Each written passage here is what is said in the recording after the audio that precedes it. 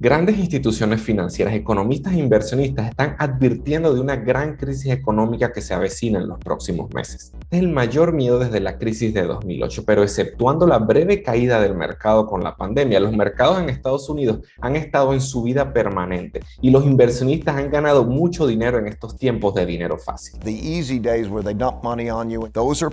Las condiciones económicas parecen estar cambiando radicalmente y algo está sucediendo que tiene a los inversionistas con los pelos de punta. Mercado bajista, empresas en sus precios mínimos históricos, la economía empieza a caer y la inflación más alta en 40 años. Para determinar qué va a suceder a partir de ahora y dónde están las mayores oportunidades, decidí invitar a Juliana Mati, CEO de Investope, inversionista con más de 10 años de experiencia en la bolsa de valores. Y quédate hasta el final porque preparamos algo muy especial para ti. America's job machine is going stronger than ever, fueling a strong recovery and opportunity. Es indudable ver que estamos atravesando por una crisis. Aún no podemos hablar de recesión. Hay muchos factores que han sido determinantes en la caída de los mercados. Hay una hiperinflación en el mundo, esto es innegable. Y los gobiernos vienen haciendo lo posible por que se vaya cerrando esa brecha periódicamente. Hay que decir que esta es una brecha que se abrió de una manera indiscriminada y que no va a ser tan fácil. En el sector de la tecnología, por ejemplo, se viene presentando un tema en el que se está hablando de una burbuja en startups o en estas empresas que tienen alto crecimiento, y es que frente a la bonanza que hubo tras la recuperación del COVID, se empezó a invertir muchísimo dinero en este sector y las expectativas de crecimiento no se dieron como se esperaban inicialmente. ¿Qué pasa? El consumo cambia y eso creo que es la clave para entender tanto las crisis como las medidas que podemos tomar respecto a nuestras propias economías. Y es que cuando estábamos frente a la pandemia, habían unos temas en los que empezamos a consumir, ¿cierto? Claramente Zoom, por ejemplo, la forma que tuvo un crecimiento muy importante y muchas personas empezaron a creer ciegamente, pero llegó un punto en este momento en el que ya nadie quiere tener un Zoom abierto. Al contrario, quieres salir en la vida real, quieres tener una reunión en la vida real, y eso no quiere decir que Zoom sea una mala empresa o que se vaya a quebrar necesariamente, pero sí se están reorganizando, digamos, como esas cargas de consumo. Mismo caso, por ejemplo, de Netflix, que son tal vez de las empresas más golpeadas en la bolsa de Nueva York. Y es que Netflix es una empresa que tiene una cantidad de data, una cantidad de producción que no ha alcanzado nadie en el mundo y que sigue siendo el líder en el mercado, pese a que han salido muchas competencias, pero ya no estamos viendo la misma cantidad de Netflix que estábamos viendo hace 2 años. Entonces, ese ritmo de crecimiento que veníamos viendo en ciertas empresas, pues han dejado de pasar así. Misma situación en empresas de health que tienen que ver con medicamentos, con cuidado personal, aunque eso nos despertó una conciencia y dijimos, bueno, vamos a estar más sanos, vamos a tomar vitaminas, me voy a cuidar más. Pero ahorita que ya estamos otra vez en la normalidad, ya no nos importan tanto las vitaminas y pasa esto, ¿cierto? Eso no quiere decir que se va a acabar este consumo en estas cosas, ¿cierto? Simplemente está volviendo a regularizarse, ¿cierto? Seguramente la industria, por ejemplo, del entretenimiento, como las discotecas, los hoteles, pues están empezando nuevamente a reacomodarse y eso genera unas incomodidades en las industrias porque pues estamos trasladando los capitales. Sí, realmente estamos viendo como interesante lo que mencionas, porque estamos viendo como cambios, o sea, lo que de repente tuvo un boom en cierto momento está cayendo, pero también están surgiendo otros tipos de cosas recientemente. Lo que sí uno ve, digamos, de forma global, que como el sector de la tecnología en general ha caído bastante, ¿no? Si lo ve como un todo. Y el tema de las criptomonedas incluso en particular ha caído pues todavía más. Ha habido ahí sí digo que una sangría verdadera, incluso muchas supuestas criptomonedas que eran pues líderes en todo esto se han desplomado, han caído a cero básicamente. Pero entonces uno ve que a pesar de que hay muchas empresas que pues están cayendo y grandes índices, no sé, el S&P 500 por ejemplo, que se menciona siempre como la gran referencia, no ha caído tanto como por ejemplo el índice del Nasdaq, las tecnológicas. O sea, ¿qué explica esa diferencia? Tecnología es una de las industrias que ha estado más afectado acá porque además es una de las que más riesgo tiene, ¿cierto? Así mismo como creces, así mismo también caes, ¿no? Y algo que yo siempre repito es que la economía se mueve por positivismo. Y en este momento muchas empresas de tecnología están haciendo recortes, están quitándole beneficios a sus empleados y están ajustándose, abrochándose el cinturón. Igual que nos pasa en nuestra economía que decimos, uy, ya no me van a pagar estas comisiones o me van a bajar el sueldo, pues ¿qué voy a hacer? Listo, pues no puedo salir de fiesta, de pronto recorto aquí, recorto allá, o me estoy preparando, ¿cierto? Pasa exactamente lo mismo en estas empresas. Entonces la tecnología fue una de las más afectadas, pero en el Standard & Poor's hay empresas de muchos sectores que van nivelando un poco esas caídas. Hay algo que es súper importante y es que las caídas son muy dramáticas en términos psicológicos, ¿cierto?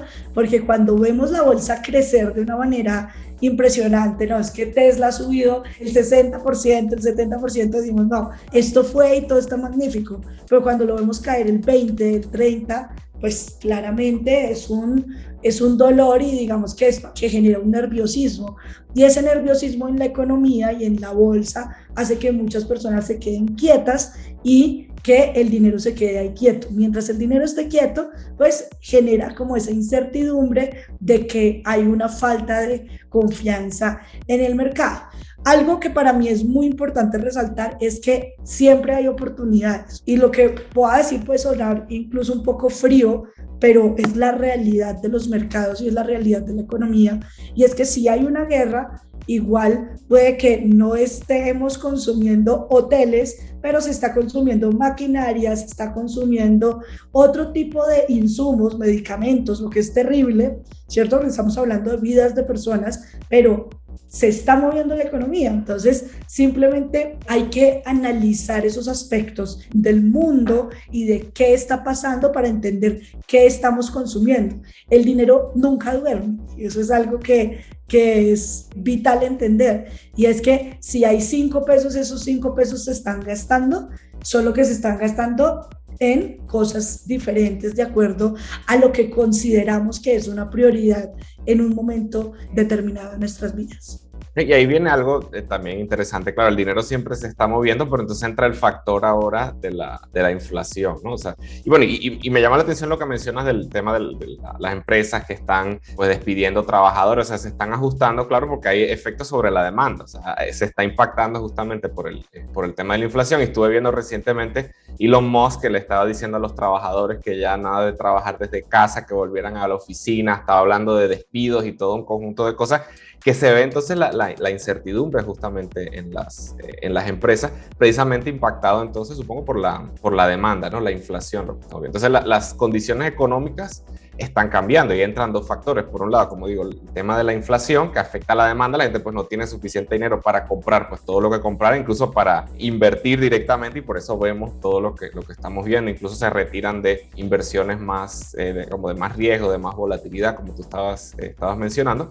Y también precisamente como reacción a todo eso, el tema de la Reserva Federal, los bancos centrales con políticas ahora restrictivas para enfrentar pues la inflación, ¿verdad? Estamos viendo cómo cambian las condiciones económicas, pero veníamos de muchos años de subida y subida y subida después de la crisis de 2008, cuando todo eso terminó. O sea, todo el mundo feliz, o sea, como dinero fácil, ¿no? Todo el que invertía en los mercados pues seguía ganando dinero. Incluso cuando vimos el tema del virus y la cuarentena, la recuperación fue rapidísima. Estamos viendo cómo cambian las condiciones económicas. Ray Dalio, por ejemplo, habla de que se acabó el tiempo del dinero fácil, precisamente porque ya cambiaron las políticas de los bancos centrales. Entonces, ¿cómo tú ves ese cambio? O sea, lo que viene pasando y lo que viene un poquito hacia el futuro, o por qué están tomando estas medidas los bancos centrales. Yo creo que lo primero que hay que hacer es ver hacia atrás. Estas medidas que están pasando en este momento, aunque suenan un poco aterradoras y es como siguen imprimiendo y suben las tasas y las bajan,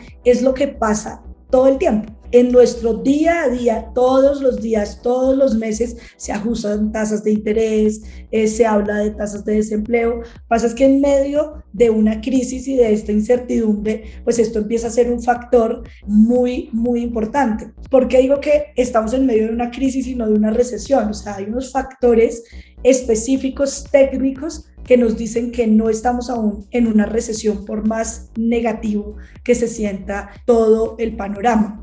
Es un panorama delicado, sí, o sea, no digamos que no podemos como taparnos los ojos respecto a esto, y es posible incluso que si no se logra estabilizar la economía y entramos en una recesión, sea un cambio mundial, el orden mundial, y esto que habla Ray Dalio y que hablan muchos expertos de estos que suelen ser un poco alarmistas, pero sí puede llegar a pasar.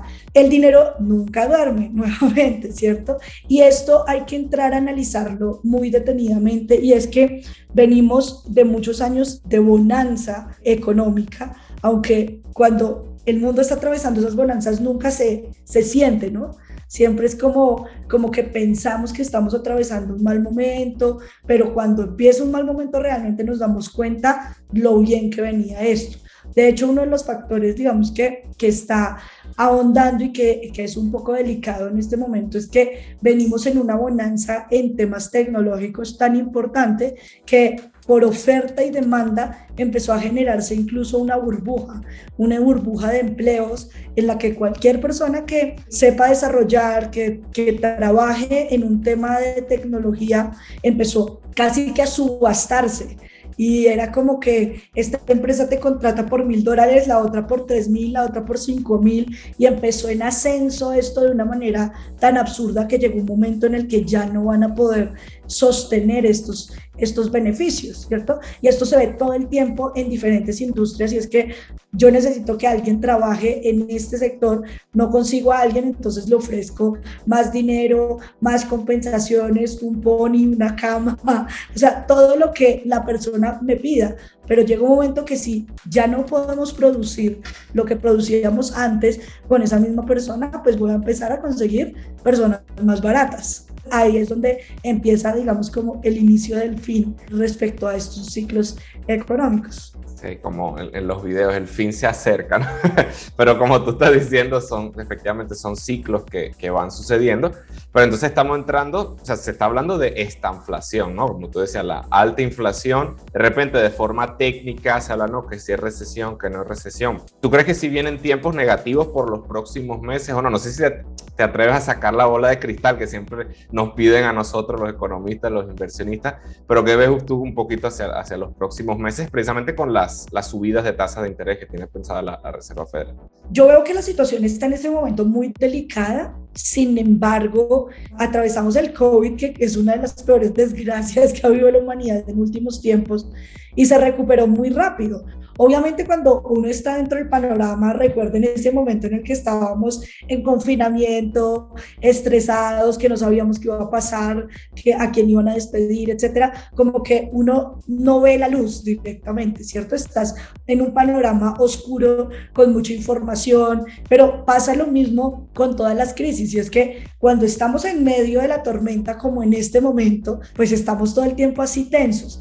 Pero los últimos datos no han sido del todo desalentadores. Por el contrario, la bolsa viene respondiendo. Estos datos vienen muy lentamente, pero no se ven de todo negativo.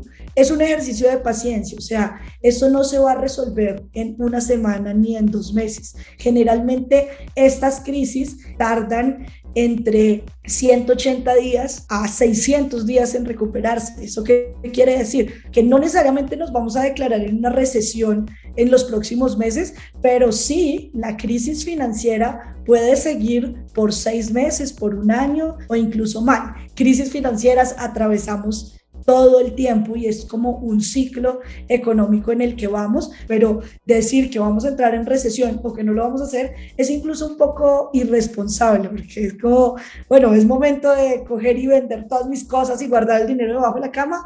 No, pero tampoco es un momento de salir a comprarte 2 Porsche porque uno no te combina con la ropa, ¿sí? Entonces es como cuestión de equilibrar la balanza. Y para prepararte y mantener ese equilibrio, regístrate al entrenamiento gratuito de Juliana, donde te enseña a invertir de forma profesional en la bolsa de valores. El enlace está debajo en la descripción. Y prepárate para la próxima crisis mirando el siguiente video. Soy Gabriel González Florentino, el economista youtuber, y recuerda que todo sistema tiene su método y el método funciona.